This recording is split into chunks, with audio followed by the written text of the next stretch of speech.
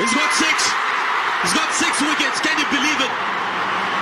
ಸ್ನೇಹಿತರೆ, ಐಪಿಎಲ್ನಲ್ಲಿ ಅತಿ ಹೆಚ್ಚು ವಿಕೆಟ್ ಗಳಿಸಿದ ಬೌಲರ್ ಯಾರು? ಕುಲ್ದೀಪ್ ಯಾದವ್, ರವಿಚಂದ್ರನ್ ಅಶ್ವಿನ್, ರವೀಂದ್ರ ಜಡೇಜಾ? ಖಂಡಿತ ಇವರ ಯಾರೂ ಅಲ್ಲ.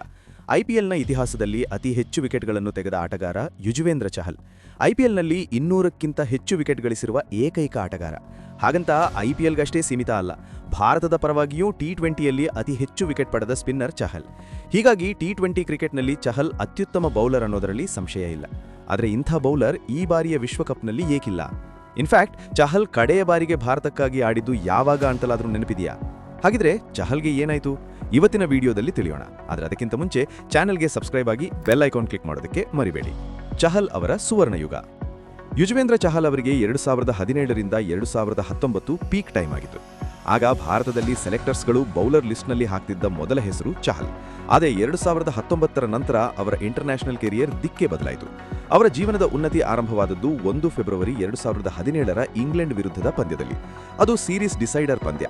ನಮ್ಮ ಚಿನ್ನಸ್ವಾಮಿ ಕ್ರೀಡಾಂಗಣದಲ್ಲಿ ಮೊದಲು ಬ್ಯಾಟಿಂಗ್ ಮಾಡಿದ ಭಾರತ 202 ರನ್ಗಳನ್ನು ಗಳಿಸಿತು.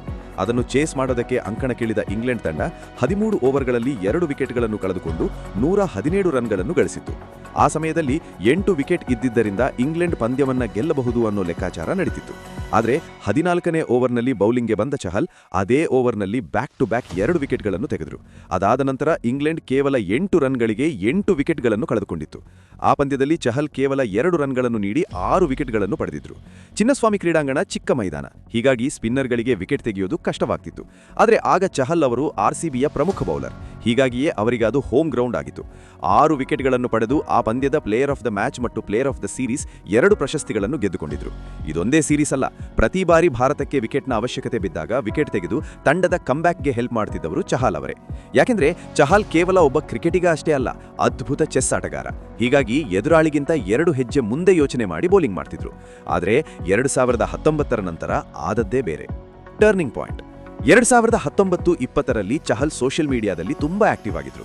ಟಿಕ್ಟಾಕ್, ಡ್ಯಾನ್ಸ್ಗಳು, ಟೀಮ್ಮೇಟ್ಸ್ ಜೊತೆಗಿನ ಫನ್ ಮೂಮೆಂಟ್ಸ್ ಇವೆಲ್ಲವೂ ಸೋಷಿಯಲ್ ಮೀಡಿಯಾದಲ್ಲಿ ಚಹಲ್ ಅಭಿಮಾನಿಗಳನ್ನು ಹೆಚ್ಚಿಸಿತ್ತು. 2020ರ ಕೋವಿಡ್ ಸಂದರ್ಭದಲ್ಲಿ ಚಹಲ್ ಡ್ಯಾನ್ಸ್ ಕಲಿಯೋದಕ್ಕೆ ಆರಂಭ ಮಾಡಿದ್ರು. ಅವರಿಗೆ ಡ್ಯಾನ್ಸ್ ಟೀಚರ್ ಆಗಿ ಪರಿಚಿತರಾದವರು ಧನಶ್ರೀ ವರ್ಮಾ. ಲಾಕ್ಡೌನ್ ಸಂದರ್ಭದಲ್ಲಿ ಇಬ್ಬರು ಆನ್ಲೈನ್ ಮೂಲಕ ಪರಿಚಿತರಾಗಿದ್ರು. ಪರಿಚಯ ಪ್ರೇಮಕ್ಕೆ ತಿರುಗೋದಕ್ಕೆ ತುಂಬಾ ಸಮಯ ಹಿಡಿಯಲಿಲ್ಲ. 2020ರ ಆಗಸ್ಟ್ನಲ್ಲಿ ನಿಶ್ಚಿತಾರ್ಥ, ಡಿಸೆಂಬರ್ನಲ್ಲಿ ಮದುವೆಯೂ ಆಗಿ ಹೋಯಿತು. ಇದಾದ ನಂತರ ಚಹಲ್ ಅವರ ಇಂಟರ್ನ್ಯಾಷನಲ್ ಪ್ರದರ್ಶನವೂ ಕೂಡ ಕುಸಿಯೋದಕ್ಕೆ ಆರಂಭವಾಯಿತು. ಚಹಲ್ ಪತನದ ಆರಂಭ. 2020ರ ನ್ಯೂಜಿಲೆಂಡ್ ಸೀರೀಸ್ನಲ್ಲಿ 5 ಪಂದ್ಯಗಳಲ್ಲಿ ಕೇವಲ 3 ವಿಕೆಟ್ಗಳನ್ನು ಪಡೆದಿದ್ರು. 2021ರ ಇಂಗ್ಲೆಂಡ್ ಸೀರೀಸ್ನಲ್ಲಿ 3 ಪಂದ್ಯಗಳಲ್ಲಿ ಕೇವಲ 3 ವಿಕೆಟ್ಗಳನ್ನು ಪಡೆದಿದ್ರು.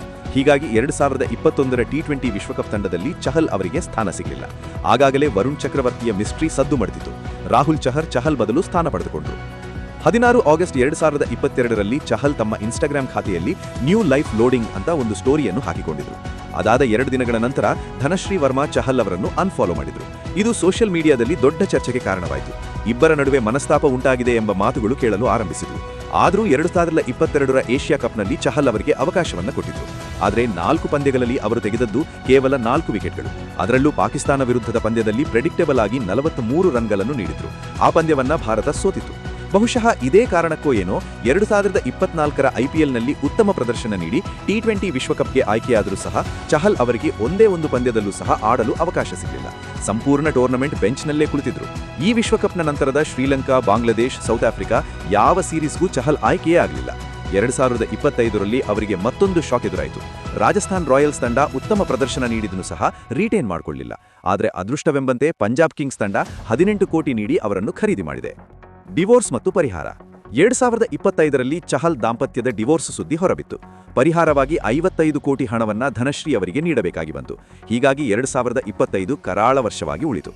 What next? ಸದ್ಯ ಚಹಲ್ ಅವರಿಗೆ 35 ವರ್ಷ ವಯಸ್ಸು. ಅವರು ಕೊನೆಯದಾಗಿ ಭಾರತ ತಂಡಕ್ಕೆ ಆಡಿದ್ದು 2023 ಡಿಸೆಂಬರ್ನಲ್ಲಿ. ಭಾರತ ತಂಡದಲ್ಲಿ ಸಾಕಷ್ಟು ಯುವ ಪ್ರತಿಭೆಗಳು ಅವಕಾಶಕ್ಕಾಗಿ ಕಾಯ್ತಾ ಇದ್ದಾರೆ. ತಂಡದಲ್ಲಿ ಈಗಾಗಲೇ ಕುಲ್ದೀಪ್ ಯಾದವ್, ವರುಣ್ ಚಕ್ರವರ್ತಿ ತಮ್ಮ ಸ್ಥಾನವನ್ನ ಗಟ್ಟಿ ಮಾಡಿಕೊಂಡಿದ್ದಾರೆ.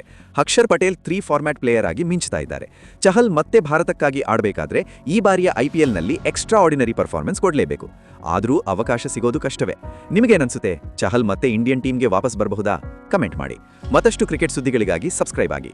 ವಿಡಿಯೋ ಇಷ್ಟವಾಗಿದ್ರೆ ಲೈಕ್ ಮಾಡಿ, ನಿಮ್ಮ ಸ್ನೇಹಿತರಿಗೂ ಶೇರ್ ಮಾಡಿ.